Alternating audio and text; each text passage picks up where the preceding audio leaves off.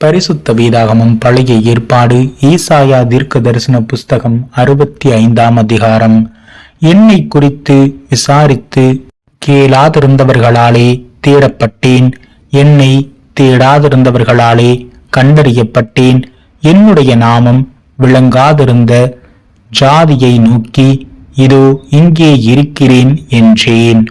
நலமல்லாத வழியிலே தங்கள் நினைவுகளின்படி நடக்கிற முரட்டாட்டமான ஜனத்தண்டைக்கு நாள் முழுதும் என் கைகளை நீட்டினேன். அந்த ஜனங்கள் என் சந்ததியிலே நித்தம் எனக்கு கோபம் உண்டாக்கி தோட்டங்களிலே பலியிட்டு செங்கற்கற்களின் மேல் தூபம் காட்டி பிரேத குழி அண்டைகளில் உட்கார்ந்து பாழான ஸ்தலங்களில் இராத்தங்கி பன்றி இறைச்சியை தின்று தங்கள் பாத்திரங்களில் அருவருப்பானவைகளின் ஆணத்தை வைத்திருந்து, நீ உன் மட்டிலிரு, என் சமீபத்தில் வராதே, உன்னை பார்க்கிலும் நான் பரிசுத்தன் என்று சொல்லுகிறார்கள்.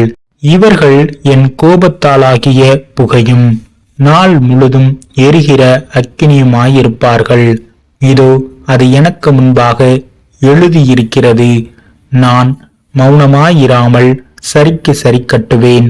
உங்கள் அக்கிரமங்களுக்கும் மலைகளில் தூபம் காட்டி மேடைகளின் மேல் என்னை நிந்தித்த உங்கள் பிதாக்களுடைய அக்கிரமங்களுக்கும் தக்கதாக அவர்கள் மடியிலே சரி கட்டுவேன்.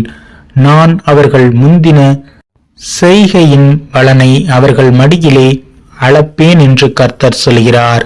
கர்த்தர் சொல்கிறது என்னவென்றால், ஒரு திராட்சை குலையில் ரசம் காணப்படும் போது அதை அழிக்காதே, அதிலே ஆசீர்வாதம் உண்டென்று சொல்லுகிறபடி நான் என் ஊழியக்காரரின் நிமித்தம் அனைத்தையும் அழிக்காதபடி செய்வேன். யாக்கோபிலிருந்து ஒரு வித்தையும் யூதாவிலிருந்து என் மலைகளை சுதந்திரிப்பவரையும் எழும்ப பண்ணுவேன். நான் தெரிந்து கொண்டவர்கள் அதை சுதந்திரித்துக் கொண்டு என் ஊழியக்காரர் அங்கே வாசம் பண்ணுவார்கள். என்னை தேடுகிற என் ஜனத்துக்கு சாரோன் ஆட்டு தொழுவமாகவும் ஆக்கூரின் பள்ளத்தாக்கு மாட்டுக்கிடையாகவும் இருக்கும். ஆனாலும் கர்த்தரை விட்டு என் பரிசுத்த பர்வதத்தை மறந்து காத்து என்னும் தெய்வத்துக்கு பந்தியை ஆயத்தம் பண்ணி மேனி என்னும் தெய்வத்துக்கு பான பலியை நிறைய பார்க்கிறவர்களே, உங்களை நான் பட்டயத்துக்கு எண்ணிக் கொடுப்பேன். நீங்கள் அனைவரும் கொலை செய்யப்பட குனிவீர்கள். நான் கூப்பிட்டும் நீங்கள் மறு உத்தரவு கொடுக்கவில்லை, நான் பேசியும் நீங்கள் கேட்கவில்லை.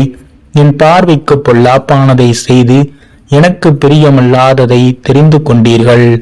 ஆதலால் கர்த்தராகிய ஆண்டவர் சொல்கிறார், இதோ என் ஊழியக்காரர் புசிப்பார்கள், நீங்களோ பசியாயிருப்பீர்கள். இதோ என் ஊழியக்காரர் குடிப்பார்கள், நீங்களோ தாகமாயிருப்பீர்கள். இதோ என் ஊழியக்காரர் சந்தோஷப்படுவார்கள், நீங்களோ வெட்கப்படுவீர்கள். இதோ என் ஊழியக்காரர் மன மகிழ்ச்சியினாலே கம்பீரிப்பார்கள், நீங்களோ மன நோவினாலே அலறி ஆவியின் முறிவினாலே புலம்புவீர்கள். நான் தெரிந்து கொண்டவர்களுக்கு நீங்கள் உங்கள் நாமத்தை சாப வார்த்தையாக பின்வைத்து போவீர்கள். கர்த்தராகிய ஆண்டவர் உன்னை கொன்று போட்டு தம்முடைய ஊழியக்காரருக்கு வேறே நாமத்தை தரிப்பார். அதனாலே பூமியிலே தன்னை ஆசீர்வதிக்கிறவன் சத்திய தேவனுக்குள் தன்னை ஆசீர்வதிப்பான். பூமியிலே ஆணையிடுகிறவன் சத்திய தேவன் பேரில் ஆணையிடுவான். முந்தின இடுக்கண்கள் மறைக்கப்பட்டு அவைகள் என் கண்களுக்கு மறைந்து போயின. இதோ நான் புதிய வானத்தையும் புதிய பூமியையும் சிருஷ்டிக்கிறேன். முந்தினவைகள் இனி நினைக்கப்படுவதும் இல்லை, மனதிலே தோன்றுவதும் இல்லை.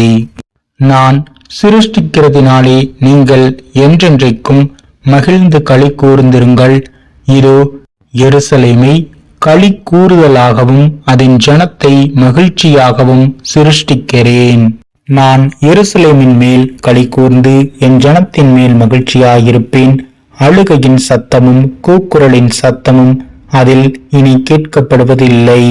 அங்கே இனி அற்ப ஆயுசுள்ள பாலகனும் தன் நாட்கள் பூரணமாகாத கிழவனும் உண்டாயிரார்கள். 100 வயது சென்று மறிக்கிறவனும் வாலிபன் என்று எண்ணப்படுவான். 100 வயதுள்ளவனாகிய பாவியோ சபிக்கப்படுவான். வீடுகளை கட்டி அவைகளில் குடியிருப்பார்கள். திராட்சை தோட்டங்களை நாட்டி அவைகளின் கனியை புசிப்பார்கள். அவர்கள் கட்டுகிறதும் வேறொருவர் குடியிருக்கிறதும் அவர்கள் நாட்டுகிறதும் வேறொருவர் கனி புசிக்கிறதுமாயிருப்பதில்லை. ஏனெனில் விருட்சத்தின் நாட்களைப் போல என் ஜனத்தின் நாட்கள் இருக்கும். நான் தெரிந்து கொண்டவர்கள் தங்கள் கைகளின் கிரியைகளை நெடுநாளாய் அனுபவிப்பார்கள். அவர்கள் விருதாவாக உழைப்பதில்லை. அவர்கள் துன்பமுண்டாக பிள்ளைகளை பெறுவதும் இல்லை. அவர்களும் அவர்களோட கூட அவர்கள் சந்தானமும் கர்த்தராலே ஆசீர்வதிக்கப்பட்ட சந்ததியாயிருப்பார்கள். அப்பொழுது அவர்கள் கூப்பிடுகிறதற்கு முன்னே நான் மறு உத்தரவு கொடுப்பேன். அவர்கள் பேசும்போதே நான் கேட்பேன். ஓனாயும் ஆட்டுக்குட்டியும் ஒருமித்து மேயும். சிங்கம் மாட்டைப் போல வைக்கோலை தின்னும். புழுதி சர்ப்பத்துக்கு இரையாகும். என் பரிசுத்த பர்வதம் எங்கும் அவைகள் தீங்கு செய்வதும் இல்லை, கேடுண்டாக்குவதும் இல்லை என்று கர்த்தர் சொல்கிறார்.